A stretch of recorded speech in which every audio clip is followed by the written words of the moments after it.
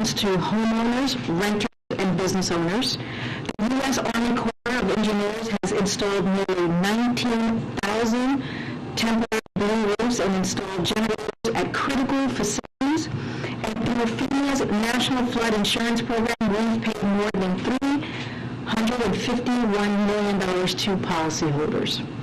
We are committed to ensuring Florida builds back better and stronger to withstand the next storm.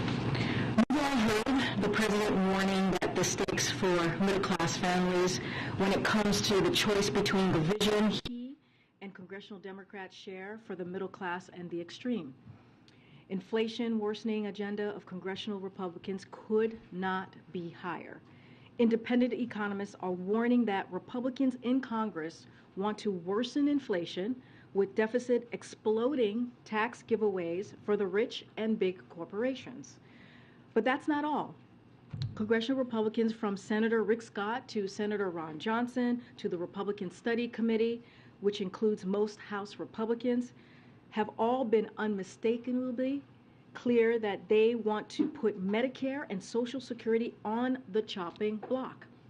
Yesterday on Meet the Press, Senator Scott was yet again forced to answer for the extreme proposal he released earlier this year that would force Medicare to expire in 5 years unless Congress voted to renew it. He tried to snake his way out of this plan by throwing up a debunked lie, attacking the new power we gave Medicare to negotiate lower drug costs, for which he was called out on the facts. Now, let that sink in for a second. Let that sink in for just a second. A member of Republican Senate leadership proposes that Medicare expires in 5 years and defends himself with a made-up excuse to strip Medicare of its power to hold big farmers' feet to the fire and lower drug costs for families. We're good? And here's the kicker. In the private sector, Rick Scott oversaw the biggest Medicare fraud in history. So don't take my word for it. Don't take our word for it. Let's take PolitiFacts.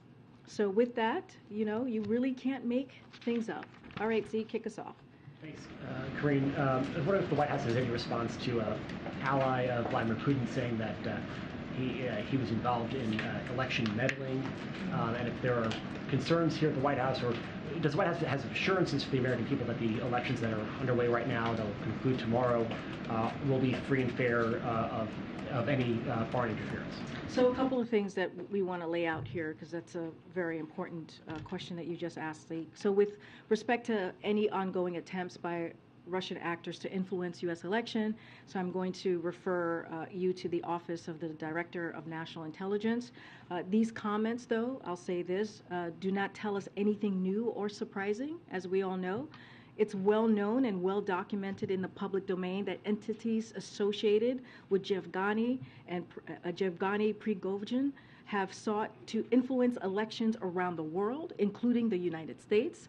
The U.S. has worked to expose and counter Russia's malign influence efforts as we discover them. Yevgeny is a known bad actor who has been sanctioned by the United States, the United Kingdom, and also the European Union. We also know that part of Russia's efforts includes promoting narratives aimed at undermining democracy and sowing division and discord. It's not surprising that Russia would be highlighting their attempted efforts and fabricating a story about their successes on the eve of an election. But to your question, of what we are doing, I've spoken to at the podium about this quite a bit, about the administration's effort to protect the security and resilience of our elections and to safeguard our election infrastructure, including by combating malicious efforts by foreign adversaries to spread this information. That work began before this administration, and has continued under the Biden-Harris administration as well. But specifically, actions we have taken to counter these types of malign influence include sanctions. As you all know, we've announced them from here, travel bans as well, exposure, information sharing, foreign investment screening, anti-money laundering, and expulsions. So we have also worked with our fellow democracies to expose and counter foreign malign influence abroad as well. So, but any specifics to this new revelation, I would refer you to DNI. And specifically to the question of what does the White House have a message to people who are casting their ballots now, early, or tomorrow in person, that their votes will be tabulated accurately and fairly. In light of these comments, should people have confidence in their election system? People should have confidence in their election system. As we have said many times before, having the right to vote is the most sacred right, and people should really exercise that right, and they should feel safe in their election process. Just on a different topic, Israeli media is reporting that the president spoke with incoming Israeli or likely incoming Prime Minister of Israel, Benjamin Netanyahu, today. Can you confirm that, and do you have a readout of their discussion? Yes, I can confirm that. We'll have a more robust readout in a. Oh, yes. I'm confirming a call with the president had with Benjamin Netanyahu. So yes, the president did speak with him today. So confirming that right now, to congratulate him on his party's victory and commend Israel's free and fair elections. The president reaffirmed the strength of the bilateral partnership and underscored his unwavering support for Israeli security. We will continue to closely monitor the government formation process. As you know, that is the next process in this. We look forward to continuing to work with the Israeli government on our shared interests and values. We will have a more fuller readout for all of you, as we normally do. Okay. Thanks. Just some housekeeping to start. Can you give us a sense of what the president will be doing tomorrow on Election Day, tomorrow night, and if he has any plans to make an address on Wednesday after the results? So a couple of things there I'll lay out for you all tomorrow and also on Tuesday. So tomorrow and Tuesday, the president will have a full schedule here at the White House. As I previously said, we expect the president will address the elections the day afterwards. And when we have details on the timing of that, we of course will share it with all of you. But I also just want to note, as you all know, because you guys have covered these past couple of years, in 2022, it took 2 weeks to call every state. In modern elections, more and more ballots are being cast in early voting and also by mail. And many states don't start counting those ballots until after the polls close on November 8th. So you heard the president say this the other night. He has been very clear on this as well. We may not know all the winners of elections for a few days. It takes time to count all legitimate ballots in a legal and orderly manner. That's how this is supposed to work, and it's important for us to all be patient while votes are being counted. This is not just for all of you, but this is also for the folks who are watching. And so I think it's important to just remind folks that's something that people should be mindful of as well. Republican leader McCarthy is clearly expecting that the GOP will take the House. Is this White House prepared to work with the Republican Congress? So I'm not gonna get into hypotheticals. I'm not gonna get ahead of what is going to happen tomorrow. I'm just going to you guys will hear directly from the president, as I've stated many times before, on Wednesday, the day after the elections. But I'm not going to get into speculation from here. In the closing weeks of this cycle, the president and supporters have talked about the ramifications of a Republican-controlled Congress, talked about the choice, not a referendum, as the president says. Why is the president, in addition to running on his achievements, not run on a specific agenda? As far as I can tell, there's only one bill that the president has said he would sign if Democrats control both houses of Congress, and that's a bill to codify abortion rights. Why not lay out for the public what would happen if Democrats held both the House and Senate? So I hear the question that you're asking, but I disagree in kind of the premise of the question. And what I mean by that is, if you look at the last 20 months of this administration, and I want to be really always be careful about elections here, talking about that from here, the congressional Democrats and also the president has delivered. And that's why we've laid out our agenda. And our agenda has been to make sure that the American people get a little bit breathing room, to make sure that we have an economy that works for everyone. And we've laid out what one of the president's most biggest priority, right, his economic priority was making sure that we lower costs. That's what the Inflation Reduction Act was so important. Only Democrats voted for it. If you think about when the president walked into this administration, the American Rescue Plan, meeting the moment that we were currently dealing with. We're dealing with a pandemic that had shut down small businesses, hundreds of thousands of small businesses across the country. Thousands of people sadly were dying. We had schools that were shut down, and the president met that moment. And also to make sure that communities were able to protect themselves, right? Local governments were able to protect communities by being able to fund for police officers and bring back teachers. All of those things are what we are been very proud of, making sure that we lay out that agenda. And what we have said is that we are going to continue to make sure that we're lowering costs. We're going to make sure that we continue to make sure that we bring a little bit more breathing room for the American people. And let's not forget student loan aid as well, which is going to help almost 40 million people, to give them a little bit breathing room as well. But I guess my question is, why not a specific package? Why not say to the country, this is what you'll get if you elect Democrats? But why not just tell the country what we have done? Why not just lay that out, which we have? We have laid out what's at stake. We have said there is a choice for the American people. We have been very, very clear. You have all followed the president. He has been across the country talking specifically how Democrats will move forward, congressional Democrats will move forward in delivering for the American people. When you think about inflation, when you think about what the president has done to lower costs, you think about gas prices, taking really historical actions to make sure we tapping into the Strategic Petroleum Reserve so that we can bring gas prices down. They have by $1.25. And you think about the Inflation Reduction Act, which is so important, which is going to lower energy costs, which is going to lower healthcare premiums. Republicans, the first thing that congressional Republicans said that they're going to do is they're going to repeal that and then cut, Medicare and Social Security. We're saying we're not going to do that. The president has been very clear. We're going to continue to fight for Medicare. We're going to continue to fight for people's Social Security, and we're going to continue to lower costs. Separate question. Last week, John Kirby was asked whether there was efforts to get a President Xi meeting on the books with President Biden next week. Where are those efforts now, and is a meeting locked in place? Well, as you know, both sides of our side and President Xi's side, staff were asked to figure out how we can move forward with the meeting. We don't have anything to share at this time. Yeah, just wanted to follow up on the Russian election interference, but also just the prospect of potential violence. So what are you doing here at the White House or within the Biden administration to ensure that there's not a repeat of the violence that we saw on January 6th? And to what extent should Americans gird for conflict in and around heavily contested districts? The president has said there's 300 Republicans running for office that have already said they will contest. They won't accept the results. So, how likely is the prospect of some kind of violence? So, a couple of things, because there are kind of two questions that you just asked there, Andrea. So, law enforcement has briefed us that there are no specific credible threats identified at this point.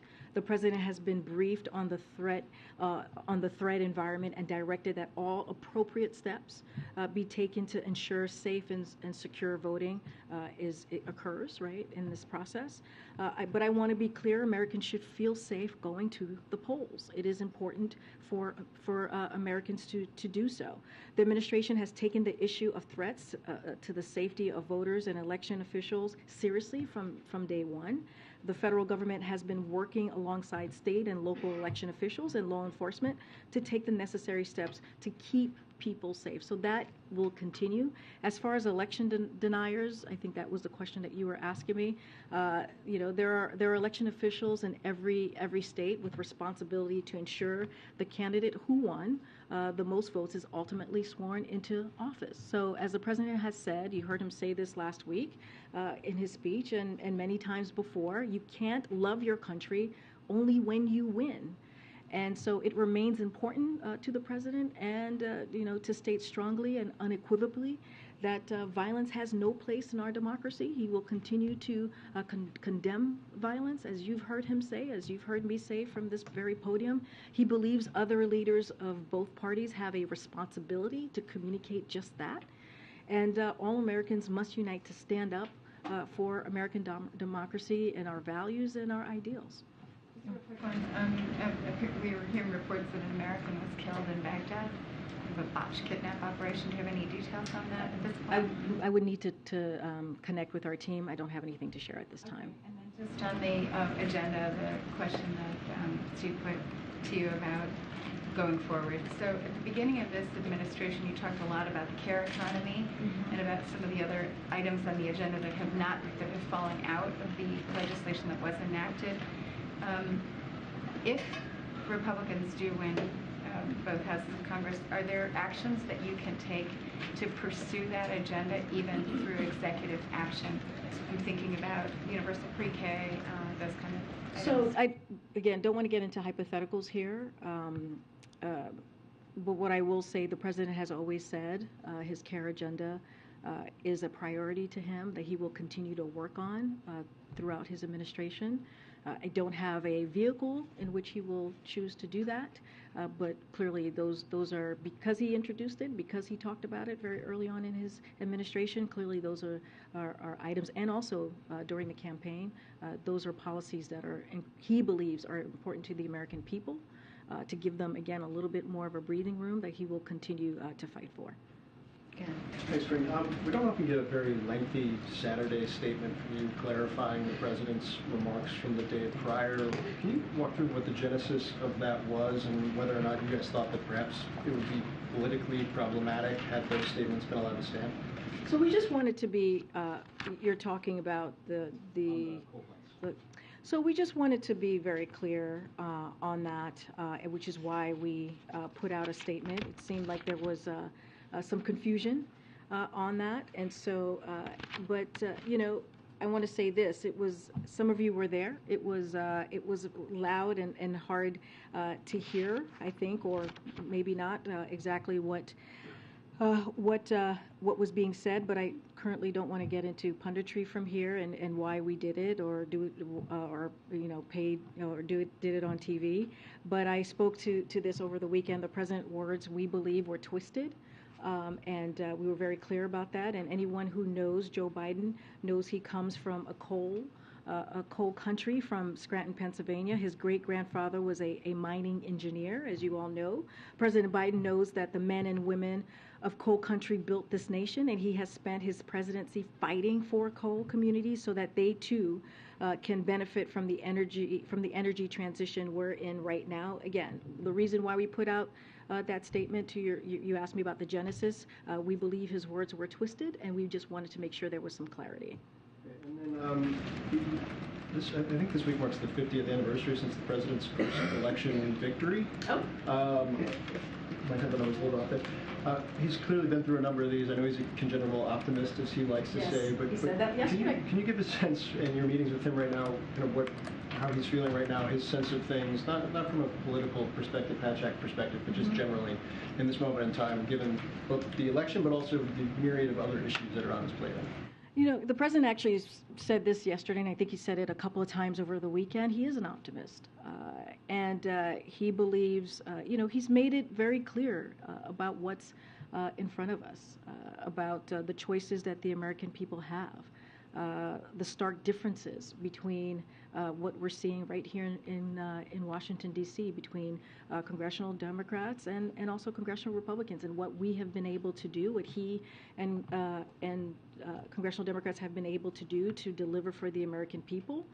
And so, he believes that going out there, speaking directly to the American public, laying out what he is seeing and how he sees the future of this country, that it's important. That's why you've seen him out there across the country. But look, I think that, again, he's an optimist. He has faith. He in the American values and the American people. He believes that we can reach our best expectations. And so we should continue to do that. And he's going to continue to talk about that as well, the way forward and how we can get there and make sure we just don't leave anyone behind. Karine, thank you so much. I want to ask you about some of the other comments that Leader McCarthy made over the weekend. He said, I'm very supportive of Ukraine. I think there has to be accountability going forward. You always need not a blank check, but to make sure the resources are going to where it is needed. Regardless of who wins control of the House, what is your message to Ukraine? What assurances can you give Ukraine that this administration, Congress will be able to continue to provide the funding that's needed? Because, of course, President Zelensky continues to say they need more weapons, they need more aid. So we are confident that the United States support for Ukraine will be unflinching and unwavering. That's what we believe, and that's how we see this going forward. You saw Jake Sullivan say the very same thing while he was in Kiev on Monday and reiterated the United States will continue to support Ukraine across a range of areas, whether it's security assistance, economic assistance, or human rights assistance.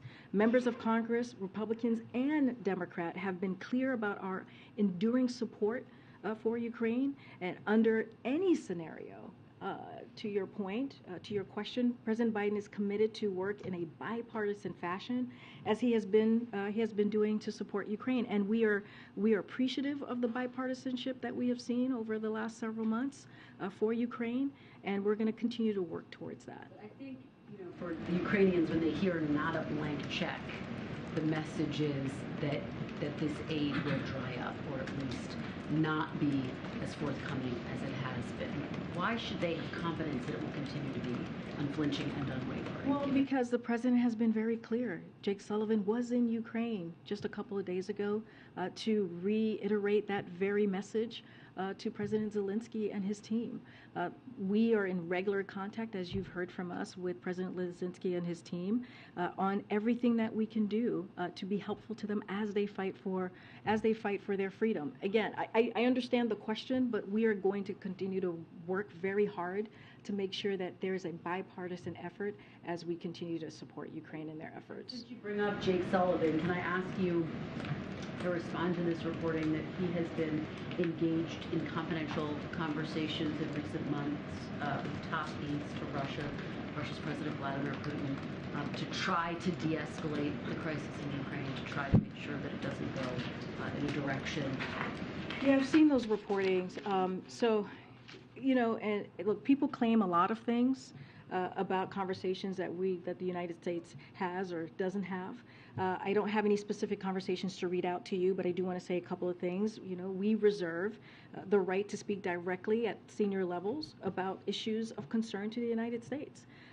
That has happened over the course of the past few months. Our conversations have focused only on risk reduction in the U.S.-Russia relationship. We continue to adhere to our basic principle of nothing about Ukraine without Ukraine. You've heard the president talk about this. You've heard he's written about this in an op-ed. But we have been careful to protect the timing and the content of the conversation so that we have the continuing ability to reach Russia, and these lines of communication are not cut off. And that's how we have moved forward over the last several months here. And just finally, Karine, as I'm sure you have seen, there's a lot of speculation that former President Trump could announce he's running for president again in 2024 in the coming days, in the coming weeks, sometime this month. How is the White House, how's the president preparing for that announcement? What type of a reaction or response? Again, I was asked this question the other day, and that's not our focus. Our focus is making sure that we lay out the choice in front of the American people. You've heard directly from the president. We're just not, it is just what the former president does or doesn't do is not something that we are focused on from here. And I know you've been asked this, but how much pressure does President Biden, since we are now 24 hours out, feel to make that final decision about whether he's going to run again? Again, I'm going to say what he has said many times, and what I have said from here many times is that the president intends to run, and I will just leave those words there. Thanks, Karine. On Friday, the president, in his statement on the jobs report, said, quote, "We're going to do what it takes to bring inflation down, but as long as I'm president, I'm not going to accept an argument that the problem is that too many Americans are finding good jobs." Was that statement directed at the Federal Reserve, which anticipates unemployment will go up as they raise interest rates? Or if not, who was the target of that clause? Absolutely not. That was not targeted at the Federal Reserve. The president has been very clear to not interfere. He will not interfere in their independence. He was, I think, speaking to the critics about the number of jobs that were created. And he was very clear that, people should be 261,000 jobs, an unemployment rate still near a historic low at 3.7%. He was laying out how the jobs recovery remains very strong. And so he wanted to say that, hey, look, 260,000 jobs, 261,000 jobs is something that we should be praising, and we should be saying it's good that people are seeing their wages go up. It's good that people are seeing good paying jobs out there. And so I think it was more so to that, certainly not a message to the Federal Reserve. Again, we respect their independence. And we certainly do not interfere in any policy decisions that they make. I have a question about a series that USA Today has done on super PACs kind of funding school board elections throughout the country, especially in certain key states like Florida, Michigan, Maryland, Texas. And some of these PACs, like one called the 1776 Project PAC, have emphasized opposition to lessons related to race and social justice. I guess my question for you is, have you been has the White House been following this? And I guess, is there any sort of concern over the politicization of local elections, like school board elections that have, typically been nonpartisan? So, look, I can't speak to elections from here. We do try very hard in this administration to respect the Hatch Act, as we have been for the past several months here. And so I'm just not going to speak to super PACs. I'm not going to speak to elections. I'm not even going to venture into what the policies are around that, just to make sure that I'm not violating any rule of law. Okay. Thank you, Karine. I know you said from the podium a number of times, including today, that the American people will hear from the president the day after the midterms, but his statement or remarks is not just a departure from the traditions that the president has promised to restore to the White House, but it also doesn't allow this sort of nuanced discussion about what signal voters are sending in the midterms or how he plans to engage with the new Congress. An outside observer might conclude that he doesn't want to have a press conference because he looks poised to lose control of one or both chambers. So why the day before the midterms won't the White House commit to holding that traditional post-midterms press conference the day after the election? You've been covering this administration for the past 20 months, right? As you know, it takes some time in any administration to lay out what the schedule is going to be. I have been very clear. You're going to hear from the president. He always enjoys taking your questions. So, I'm sure he'll take your questions as well. I'm just not going to get ahead of it. I'm just not going to lay out what his day is going to specifically look like on Wednesday. But again, he is going to address the American people, and I think that matters. He's going to be clear about what's on his mind, and I'm just not going to get ahead of it from here. The president's own warning, though, that democracy is on the ballot, plus this potential for unrest, make it that much more important that the president avail himself to the free and open press that he has lauded as indispensable to the functioning of democracy.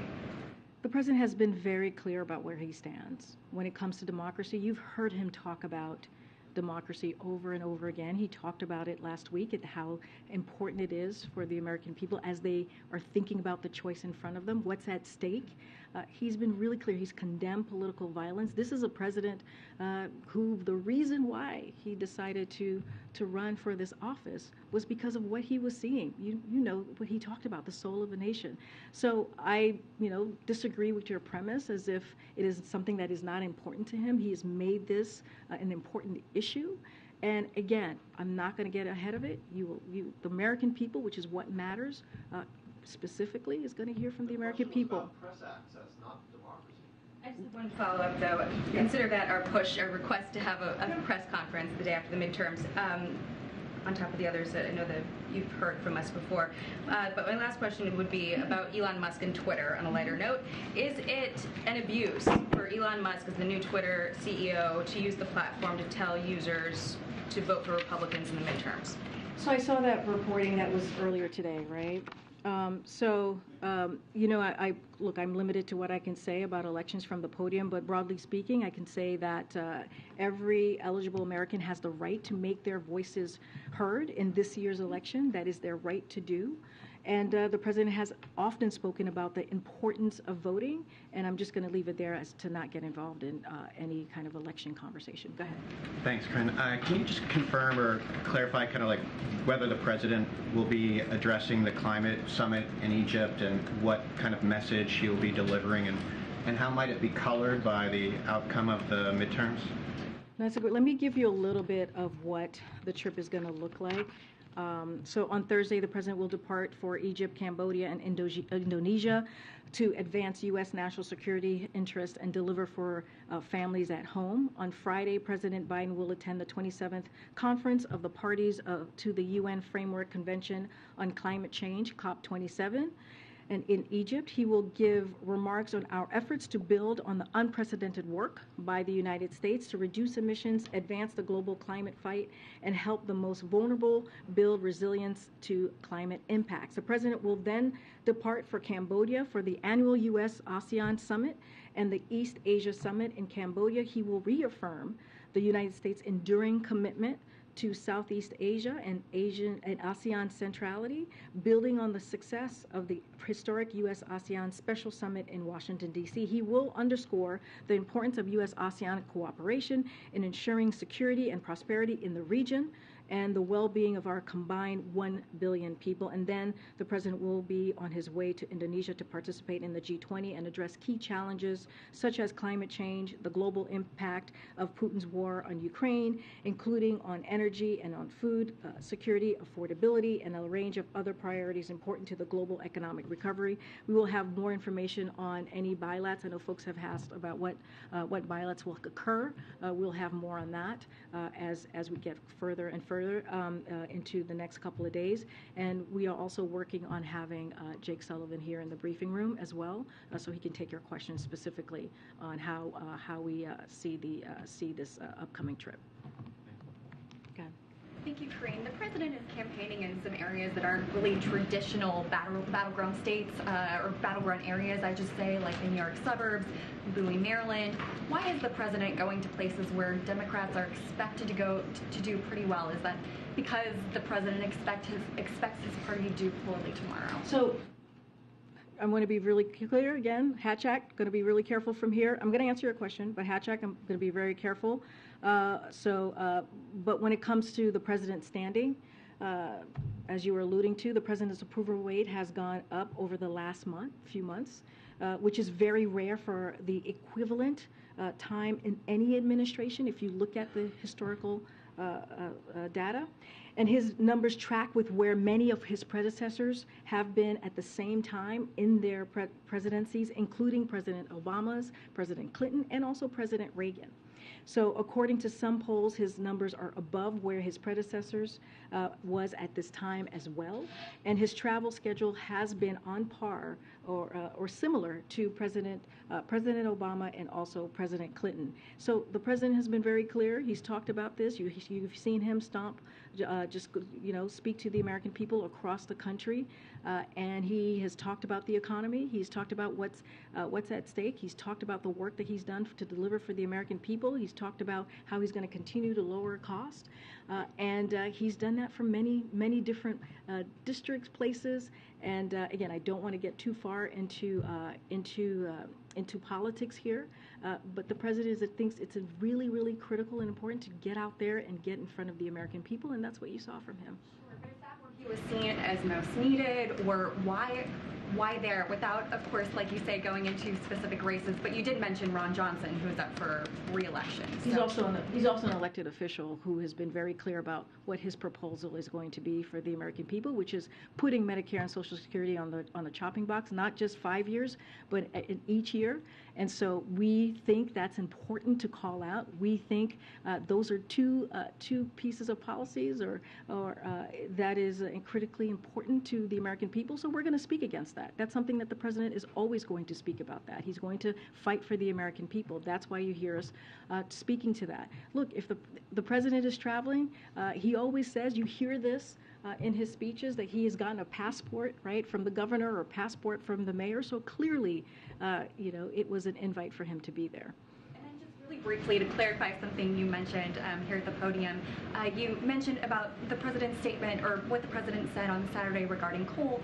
You mentioned a couple times or repeated a couple times today that those words were twisted. So who twisted them? Did Manchin twist them? Did someone else twist them? It's how it was reported out was being twisted. So and I want to be really clear because this is important. If you read the full transcript, the president was very clear commenting on a fact of economics and technology, as it has been from its earliest days as an energy superpower. America is once again in the midst of an energy transition, and the president is determined to make sure that this transition helps all Americans, and he's been very clear about that. And these weren't some novel comments as they were taken and twisted to be. The president has talked for years about this energy transition and the need to support coal communities through it. And so it was twisted by many others, and so we wanted to make sure that there was some clarity. Okay. Thank you. Matt, go ahead, Matt. Oh, sorry. You had mentioned just a minute ago about not reading out any bilats that are scheduled, but is the United States opposed to having a bilat with Vladimir Putin if he comes? The president has been really clear. He's been asked if he's going to meet with President Putin at G20, and he said that is not his intention. He said he voided for E. Greiner, if I recall. Again, the president spoke to this. He was asked multiple times. I've been asked multiple times and basically repeated what the president has said. He has no intention of meeting with President Putin. And then secondly, President Zelensky of Ukraine has said that he won't come to the summit if Putin does. Has the United States weighed into that? So we've been very clear from this podium, very clear about if Russia gets to attend the G20, then so should Ukraine. It would require members across G20 to disinvite Russia, and what I can guarantee you is the United States will show up and be at the table, and we will be unapologetic in our defense of Ukraine and calling out Russia for its brutal war, as we have been for the past several months. But again, we've been very clear on how we see that invite. But if Russia doesn't come, does the U.S. still want Ukraine to come? Look, that is up to President Zelensky and the G20. As I just said, that is something that the G20 would have to decide on. But we have been clear: if Russia attends, then so should Ukraine. Okay. Thanks. The president over the weekend spoke with German Chancellor Scholz, who was just recently in China to meet with the Chinese president. And I wonder if you could tell us a little bit about whether you were briefed beforehand, you coordinated sort of the messaging of what you want out of this as, democracies in the big battle against autocracies. It seems like you weren't surprised by Scholz going there, and whether you think that his trip was actually a success, what he got out of it. Xi Jinping seems like he criticized Putin not directly, but warned against nuclear war.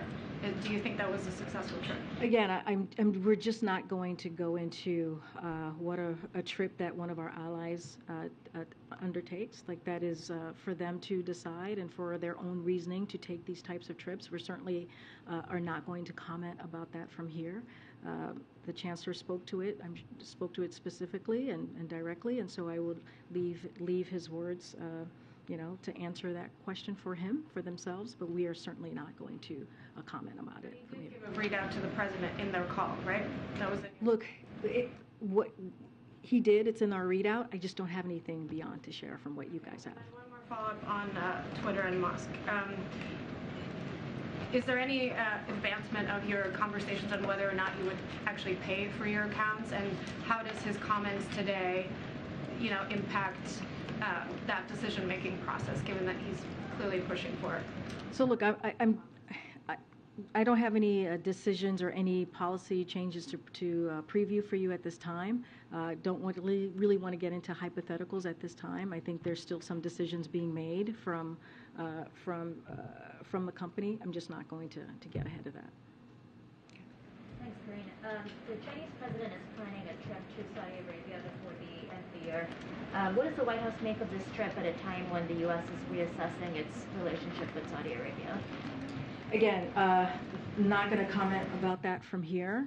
We've been very clear about how we're reviewing our relationship with Saudi Arabia. Once we have something to share, certainly we will do that. The president wants to make that decision in a bipartisan way, as you've heard him say, as you heard us say, because this has been a relationship that has been done in a bipartisan way over the past 80 years. So certainly not going to change from that process.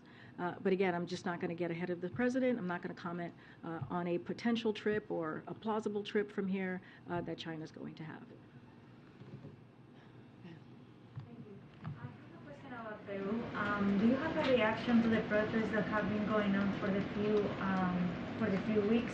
If you have any readout of any conversation between the administration and the government in Peru, there is a virus mission that is arriving to the country on November the 20th. What do you expect from this mission?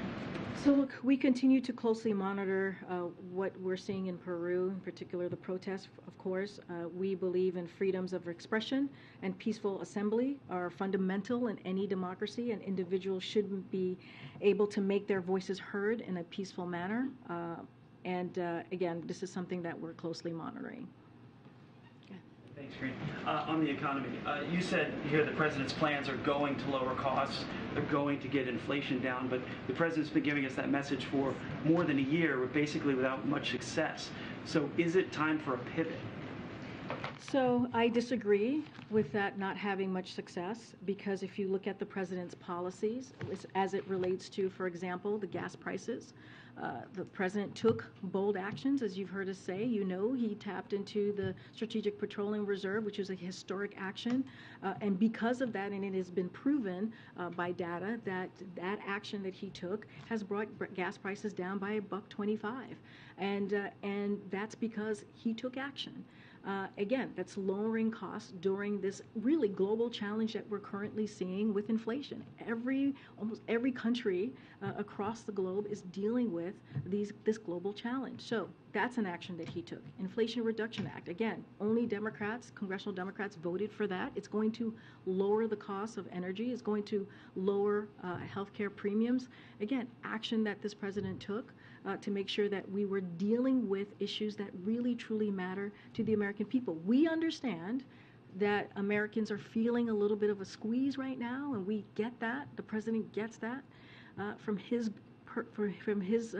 growing up personally, and so the work is not going to stop. But if you talk about what congressional Republicans, if we are having an honest conversation here and talk about what Republicans are going to do, which is actually, if they want to repeal Inflation Reduction Act, that is increasing inflation. If they want to get rid of Medicare and Social Security, that's taking something away from the American people that is popular and that they need. But it seems open-ended. There's no end. There's going to, in the future, at some point, inflation is going to come down. We're still seeing inflation at 8.2%, near 40-year highs, and core inflation is still rising. Well, we have seen actually that's not what we have seen from the data. The data has shown that we are seeing some easing in inflation. That is what we have seen from the most recent pieces of data, and that is important to note. We're not saying that inflation is not an issue for the American people, but if you look at the GDP, if you look at CPI, if you look at the data that we all look at, all economists take a really keen eye on these pieces of information, we are seeing inflation easing. Now, do we need to do more work? Absolutely. Is the president going to continue to do everything that he can to lower costs for the American people? Yes. Okay. Thank you. You said that the president is fighting for coal communities, but just to follow up, that doesn't mean that he's fighting to keep these coal mines open, does it? Look, the president, I laid out very clearly about how the president sees his part in this and what he has done. He has through the work of Working Group on Coal and Power Plant Communities, President Biden has already delivered more than $23 billion to energy communities across the country. He has put forward plans that are bringing new energy and manufacturing jobs to states like West Virginia, to states like Pennsylvania. And he has secured critical investment through the Inflation Reduction Act to support coal communities as well. Which he believes is incredibly important, which is why it was included in the Inflation Reduction Act. And that's from funding for coal miners suffering from respiratory challenges to billions of dollars in loans to help them seize new energy opportunities. So again, I mentioned this, I just laid this out. While we're trying to help coal communities, while we're trying to do everything that we can to make sure that they have the funding that they need, Republicans, that very same policy, same monies that I just laid out, Inflation Reduction Act, which is where it's coming from, Republicans want to repeal that, taking away the efforts that we're trying to provide for coal communities. So that sounds like you're helping them as the market through economic transition is moving away from coal. That doesn't sound like you're taking any deregulatory efforts or any steps to help the mines themselves stay open. Is that correct? Look, I've been very clear. The president's been very clear on this. Don't have anything more to add. Again, we believe what he was trying to say was twisted, and we've laid that down very clearly. You heard from my statement. You heard from what I just said here today. Twist those words. He said we're shutting those plants down. Go ahead. Go ahead. Go ahead, Phil. Different question. Marco Rubio, the ranking member of the Senate Intelligence Committee, criticized the administration by saying, quote, by giving TikTok influencers the platform of White House visits and creating content, Biden is signaling to the world he believes it is safe to use an app that is beholden to Beijing. This comes after TikTok admitted that some European data was accessed in China. Is the president signaling to the American public that TikTok is safe? Wait, can you say that one more time? Because that was a lot. There's a lot, sorry.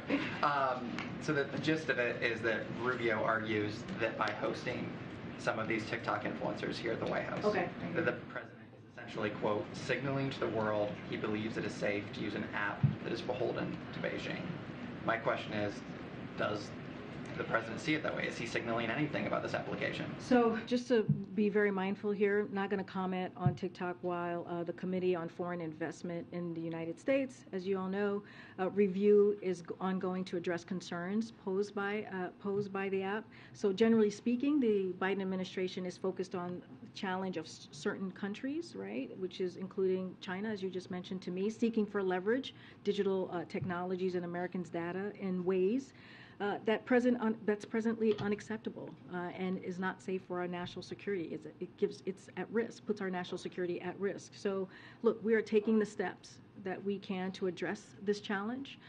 For example, the president issued the first ever presidential directive defining additional national security factors for this very said committee to consider in line with the administration's national security priorities, like protecting America's sensitive data. And last year, the President Biden put forward an executive order to protect Americans' sensitive data from collection and utilization. So we will continue to look for other actions to deal with this.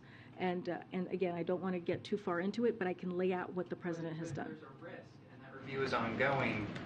Why continue to invite these folks to the White House to create TikTok? I never thought that I'd be asking a question about TikTok, but there are a lot I feel like you've asked me questions before about TikTok. There are a lot of parents who are looking, at this seemingly benign app, and then they're seeing reports that because of the parent company ByteDance, which is Chinese owned, that there's a risk, and then they see that the president of the United States is appearing on some of their children. I hear your question. As you know, the president uses different mediums to communicate directly with the American people, including young people. We think it's important to communicate directly with them.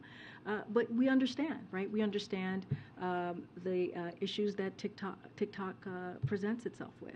And so, again, we use different mediums. I just laid out what we're trying to do in our efforts to deal with the issue that you just laid out. Don't want to get too much into it because it's in front of the committee.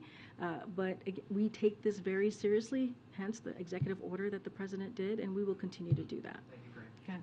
Thank you. Last week, a White House official told me that the president and the White House was evaluating next steps regarding the architect of the Capitol, who is actually a holdover Trump administration appointee who serves a 10-year term, I believe it is.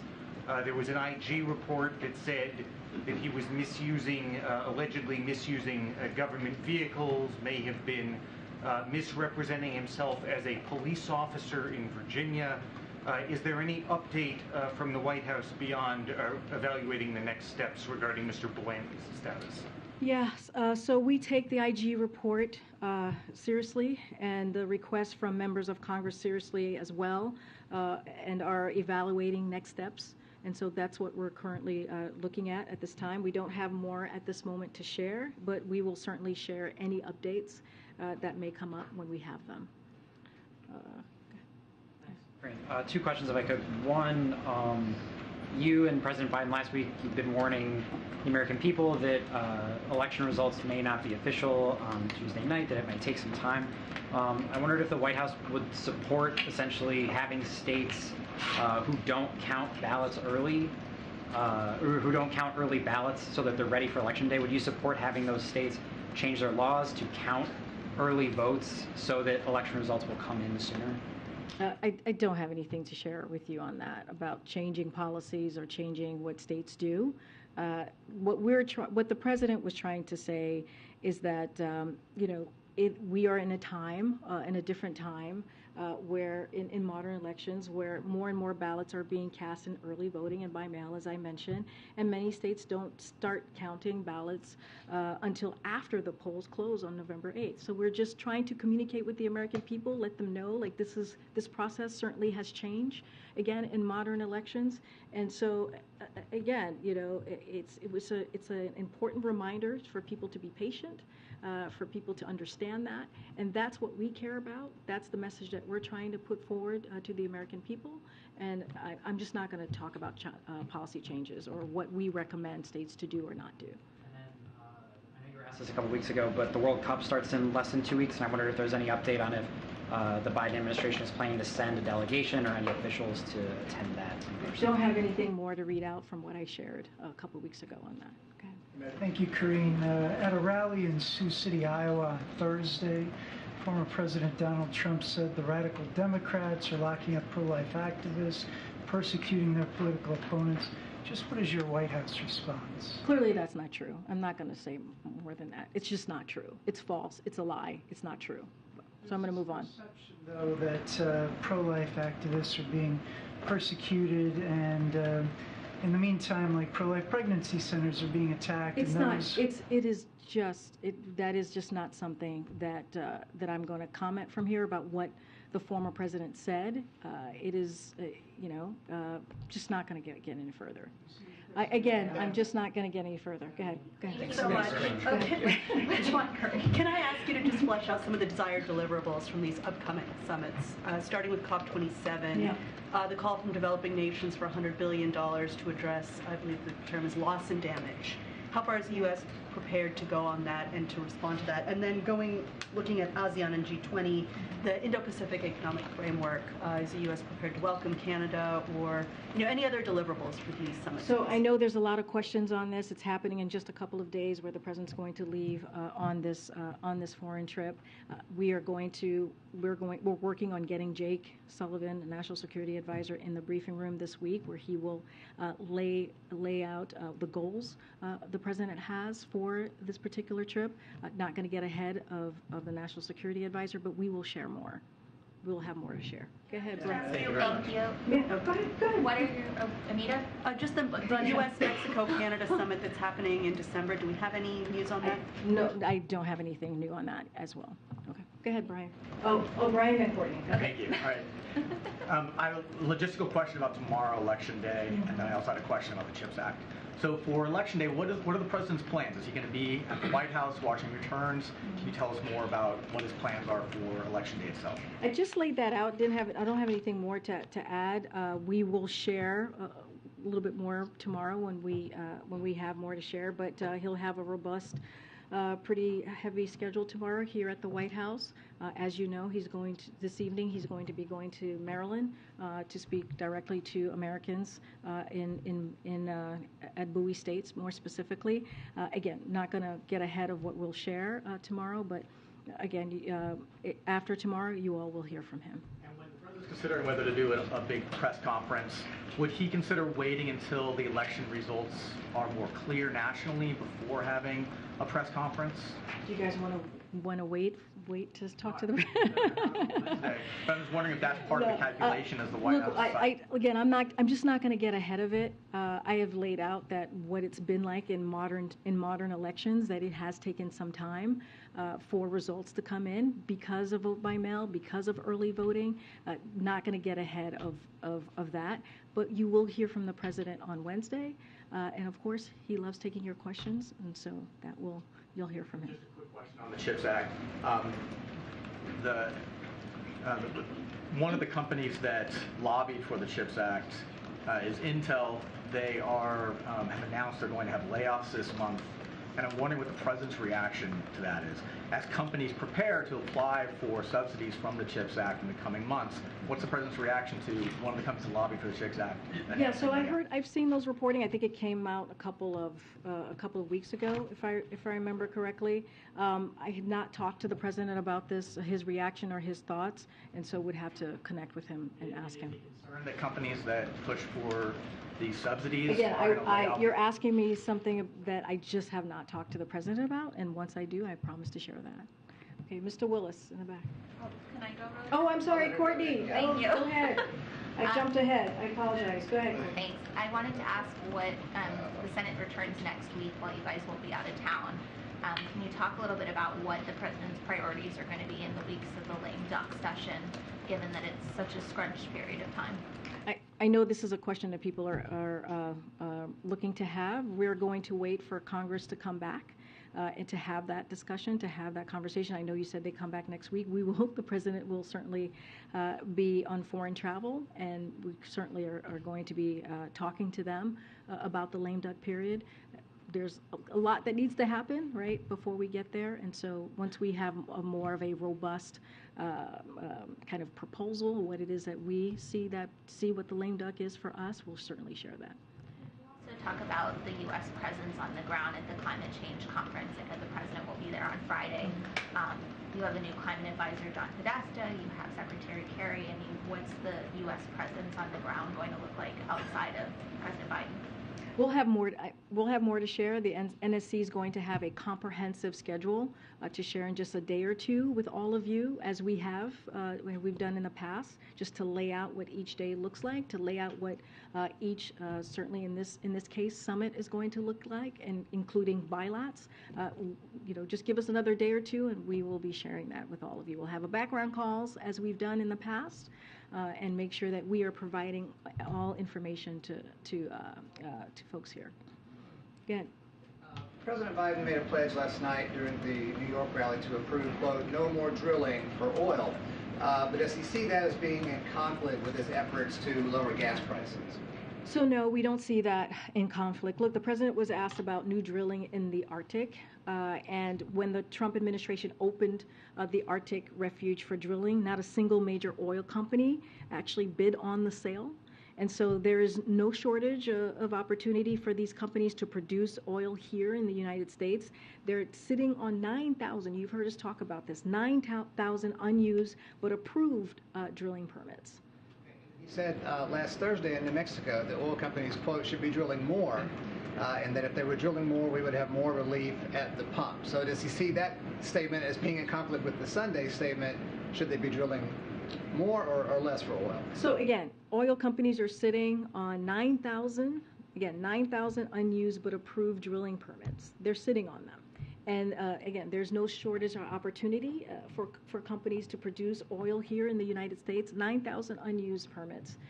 And the president has been clear that rather than using their record profits to pad shareholders' pockets, these companies need to ramp up production and also lower gas prices. It is something that the president believes that can be done. Thanks, Karine. Okay. Thanks, everybody. Thanks.